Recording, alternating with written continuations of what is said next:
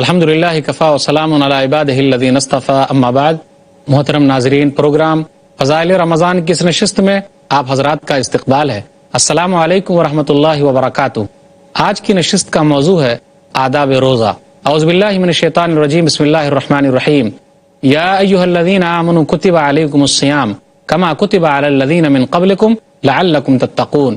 رب اشرح لی صدری ویسر لی امری واحلل عقدۃ من لسانی یفقہوا قولی۔ رب زدنی علما سبحانک لا علم لنا الا ما علمتنا انک انت العلیم الحکیم۔ تمام قسم کی تعریفات اللہ وحدہ لا شریک، خالق کائنات، مالک ارض و سما اور مدبر انس و جاں کے لیے ہیں۔ اس کے بعد بے شمار درود و سلام نازل ہو جناب محمد الرسول اللہ صلی اللہ علیہ وسلم پر کہ اللہ رب العالمین نے انہیں رحمت للعالمین بنا کر بھیجا۔ اللہم صلی علی محمد وعلی آل محمد کما صلیت علی ابراہیم وعلی آل ابراہیم انک حمید مجید۔ اللہم بارک علی محمد وعلی آل محمد کما بارکت علی ابراہیم وعلی آل ابراہیم انک حمید مجید۔ ناظرین کرام، میں نے آپ لوگوں کے سامنے سورہ بقرہ سورہ نمبر 2 آیت نمبر 183 پڑھی ہے۔ اس مناسبت سے آداب روزہ پر کچھ باتیں آپ کے سامنے رکھنی ہیں۔ آداب روزہ سے میری مراد یہ ہے کہ روزہ صرف اس چیز کا نام نہیں کہ آدمی کھانے پینے اور دن میں اپنی بیوی سے جماع سے رک جائے، بلکہ حقیقی معنوں میں آداب روزہ تو وہ ہے کہ آدمی اپنی زبان کا بھی روزہ رکھے، آدمی اپنے دل کا بھی روزہ رکھے، آدمی اپنی نگاہوں کا بھی روزہ رکھے، آدمی اپنے پیٹ کا بھی روزہ رکھے، آدمی اپنی شرمگاہ کا بھی روزہ رکھے، آدمی اپنے ہاتھ پاؤں کا بھی روزہ رکھے۔ یہ چند باتیں آپ کے سامنے رکھنی ہیں۔ یاد رکھیے، کھانے پینے سے اللہ تعالیٰ نے دن میں جو روکا ہے کہ واقعی ہمارے لیے کافی لذت کی چیز ہے، لیکن ہم اور آپ اللہ کے حکم سے رک جاتے ہیں۔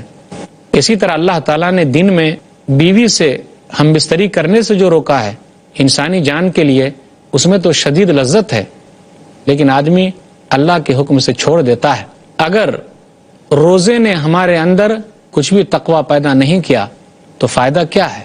ہونا تو یہ چاہیے تھا کہ آدمی اس حالت میں اس طریقے سے ہو جائے کہ وہ احسان کے درجے کو پہنچ جائے کہ گویا کہ وہ اللہ کی عبادت کرتا ہے اس طریقے سے کہ وہ اللہ کو دیکھ رہا ہے۔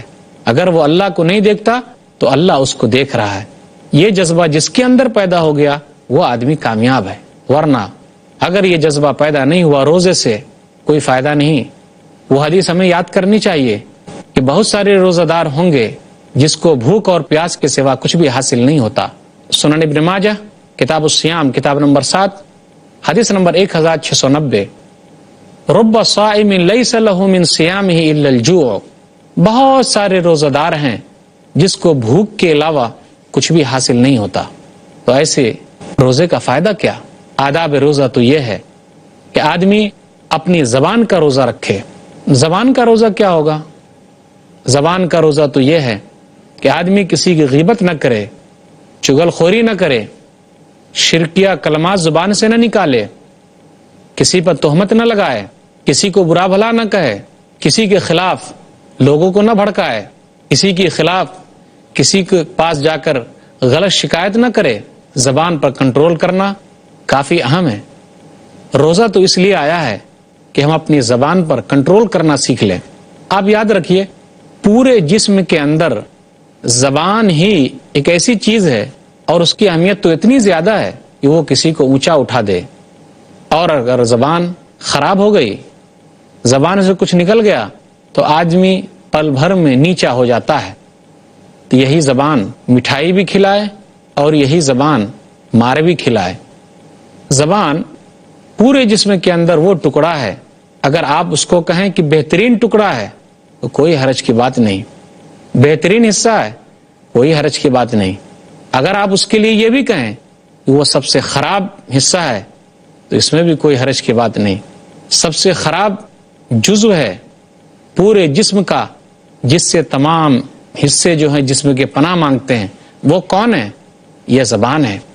زبان درست رہے، صحیح رہے تو آدمی کامیاب ہو جائے، اور زبان خراب ہو جائے، میٹھی بول نہ بولے تو آدمی پل بھر میں کسی کی نگاہوں سے گر جائے۔ تو یہ ہے زبان کی حفاظت کرنا۔ اور یاد رکھیے، ہماری زبان سے جو بھی چیز نکلتی ہے اس کی بڑی اہمیت ہے۔ اللہ نے کہا سورہ قاف سورہ نمبر 50 آیت نمبر 18 ما یلفظ من قول الا لدیہ رقیب عتید، کہ ہماری زبان سے جو بھی لفظ نکلتا ہے اس کے لیے ایک نگران متعین ہے، محافظ، اور وہ اس کو لکھ لیتا ہے۔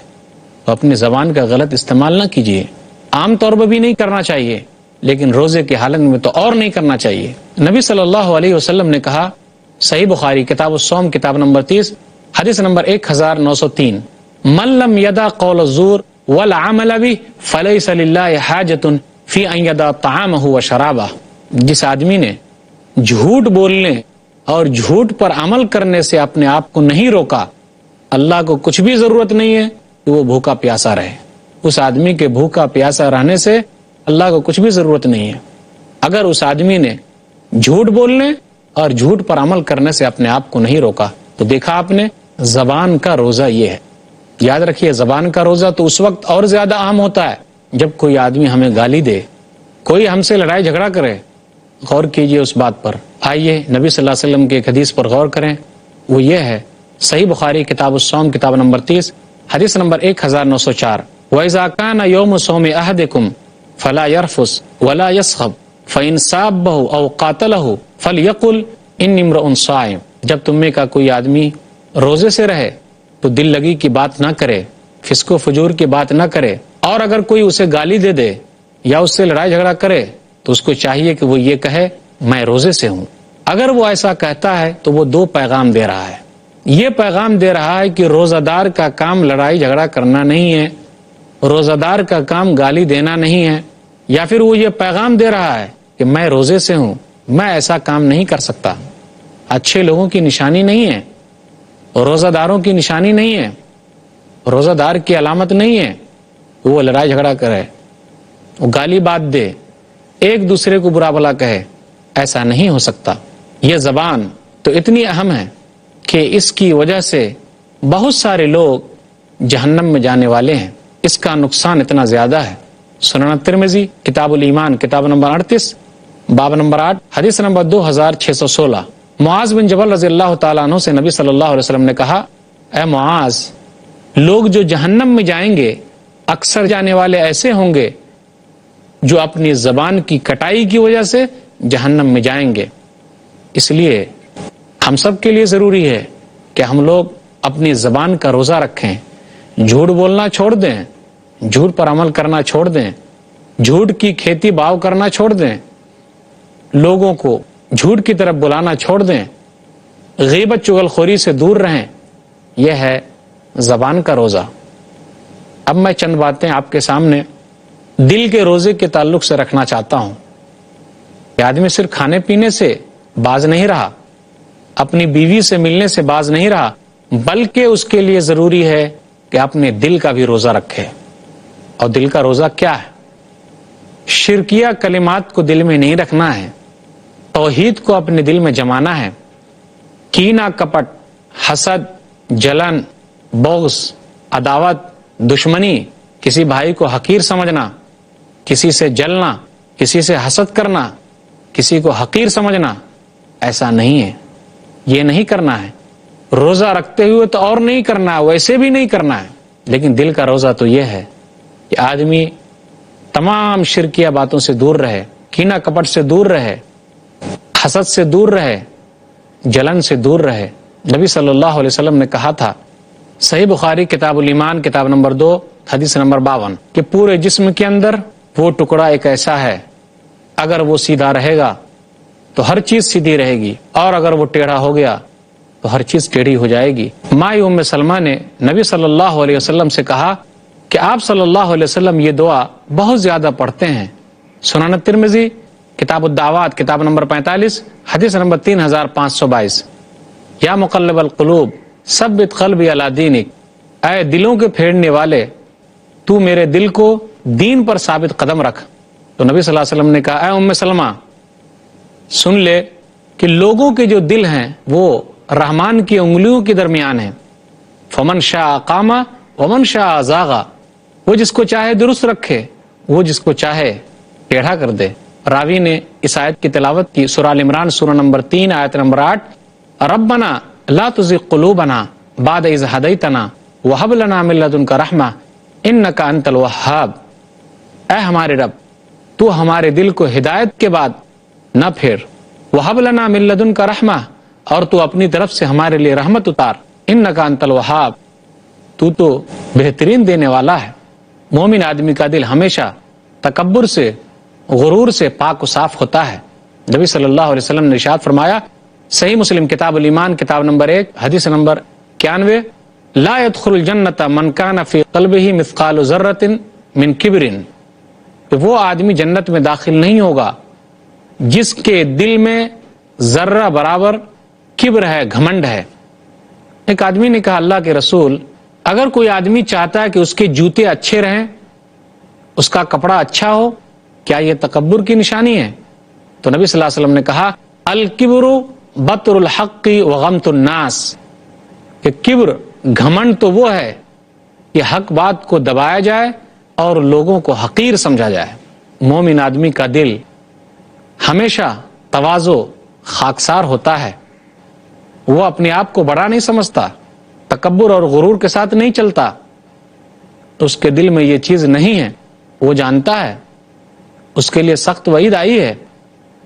مسند احمد جلد نمبر 2 صفحہ نمبر 118، من تعظم فی نفسہ ومن اختال فی مشیتہ لقی اللہ وہو علیہ غضبان، جس آدمی نے اپنے نفس کو بڑا سمجھا اور چلنے میں تکبر اختیار کیا، وہ اللہ سے اس حالت میں ملے گا کہ اللہ تعالیٰ اس آدمی پر غصہ ہوگا۔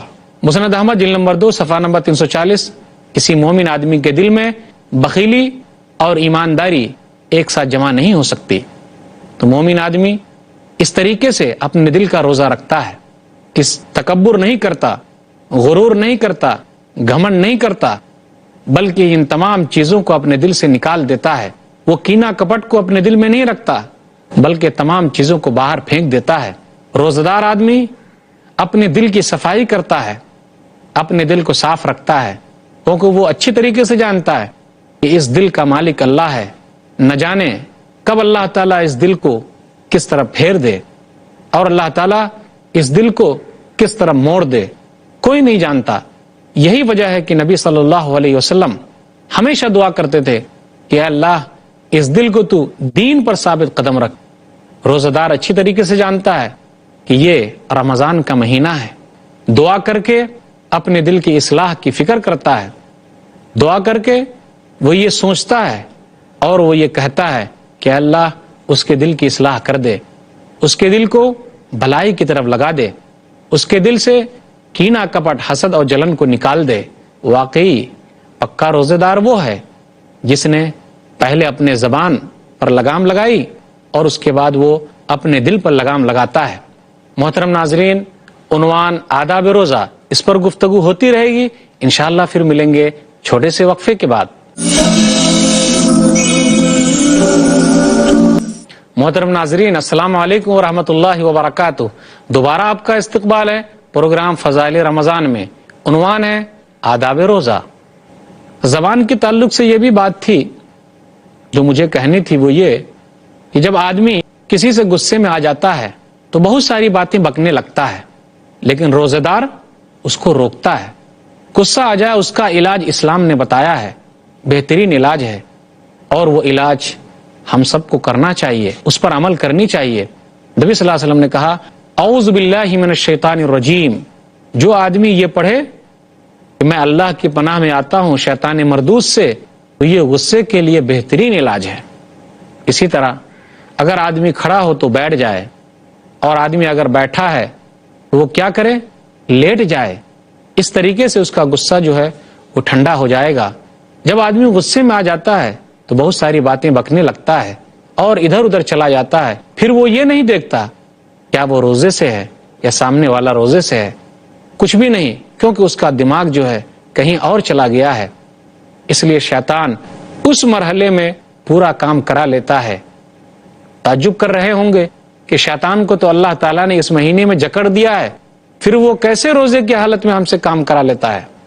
بالکل ایک مثال ہے، اس کے ذریعے سمجھیے کہ جب چکی گھومتی رہتی ہے اور اگر چکی بند ہو جائے تو بند ہو جانے کے باوجود بھی چکی تھوڑا سا چل جاتی ہے، اس کا مطلب یہ کہ 11 مہینے تک جو شیطان، اور وہ بھی سرکش شیطان، ہم کو بہکاتے رہتے ہیں، تو اس کا اثر تھوڑا بہت بھی رمضان کے مہینے میں ہو جاتا ہے. اور خود بھی ہر انسان کے پیچھے جو شیطان لگا ہوا ہے وہ تو اس کو بھٹکانے کے لیے ہے ہی. اس لیے روزہ دار کو چاہیے کہ اپنے زبان کا روزہ رکھے، اس لیے روزہ دار کو چاہیے کہ اپنے دل کا روزہ رکھے. اب میں چند باتیں آپ کے سامنے آنکھ کے روزے کے تعلق سے رکھنا چاہتا ہوں.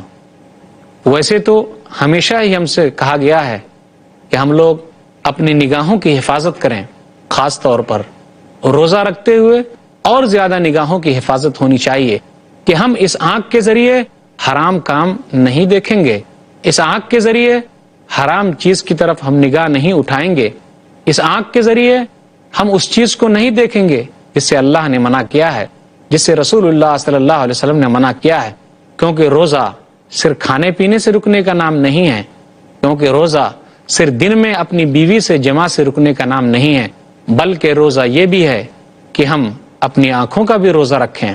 صحیح طریقے سے ہم جانتے ہیں کہ اسلام کے اندر نگاہوں کی حفاظت کتنی اہم ہے. اور یاد رکھیے، نگاہ ہی تو سب کچھ ہے، اور نگاہ تو شیطان کا ایک زہریلا تیر ہے. جب آدمی اپنی نگاہ کسی کی طرف اٹھاتا ہے اور یہ نگاہ بری نگاہ ہو گئی تو اس سے بہت سارے نقصانات سامنے آتے ہیں. جب نگاہ کسی سے ملتی ہے تو آدمی مسکراتا ہے، اور پھر مسکراہٹ کے بعد کسی سے ملاقات کے وعدے ہوتے ہیں، پھر اس کے بعد ملاقات ہوتی ہے، پھر وہ چیز ہوتی ہے جو نہیں ہونا چاہیے. اس لیے آنکھ بھی زنا کرتی ہے. آدمی کو آنکھ کے زنا سے بچنا چاہیے، خاص طور پہ رمضان کے مہینے میں تو اور بچنا ہے، تاکہ ہم زیادہ سے زیادہ نیکیاں جمع کر سکیں. سبھی لوگ جانتے ہیں کہ جہاں اللہ تعالیٰ نے عورتوں کو حکم دیا کہ وہ پردہ کریں، وہاں مردوں کو بھی اللہ نے حکم دیا کہ وہ اپنی نگاہوں کو نیچی رکھیں. بہت سارے لوگ ہیں جو اپنی نگاہ کا غلط استعمال کرتے ہیں، اسے بچنا چاہیے، اور روزے داروں کو خاص طور پہ بچنا چاہیے.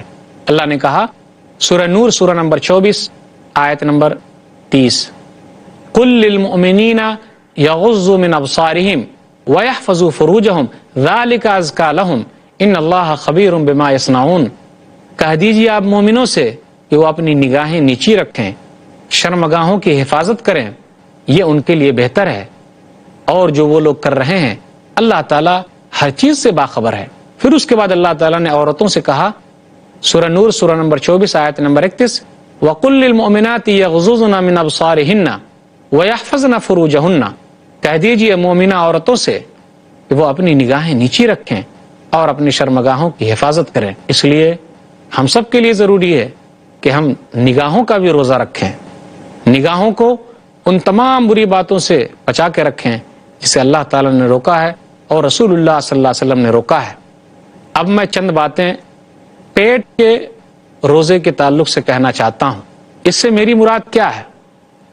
اس سے میری مراد یہ نہیں کہ ہم دن میں کھانا پینا چھوڑ دیں، تو کھانے پینے سے رکنا تو روزہ ہے ہی.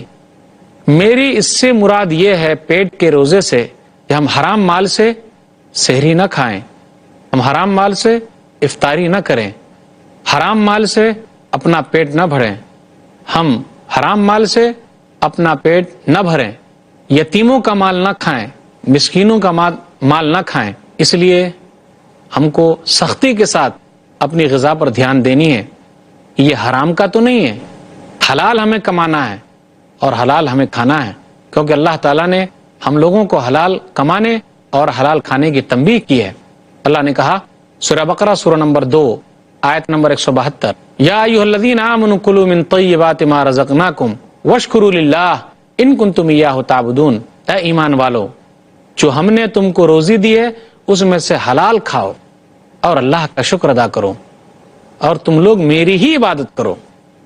غور کیجئے، پیٹ کا روزہ تو یہی ہوگا کہ ہم اپنے پیٹ کے اندر حلال داخل کریں، حرام داخل نہ کریں. حلال کمانے اور حلال کھانے کے لیے تو اللہ تعالیٰ نے رسولوں کو بھی حکم دیا تھا. سورہ مومنون سورہ نمبر 23 آیت نمبر 51، یا ایھا الرسل کلوا من الطیبات واعملوا صالحا انی بما تعملون علیم. اے رسولو، تم لوگ حلال کھاؤ، نیک عمل کرو جو تم لوگ کر رہے ہو اس کا جانکار ہوں۔ پتہ چلا اس آیت سے کہ حلال کمانا اور نیک عمل کرنا دونوں لازم و ملزوم ہے۔ جو آدمی حلال کمائے گا، حلال کھائے گا، اللہ تعالیٰ اسے نیک عمل کی بھی توفیق دے گا، اور جو نیک عمل کرے گا اللہ تعالیٰ اسے حلال کمانے اور حلال کھانے کی توفیق دے گا۔ نیک عمل میں بہترین عمل ایک روزہ بھی ہے۔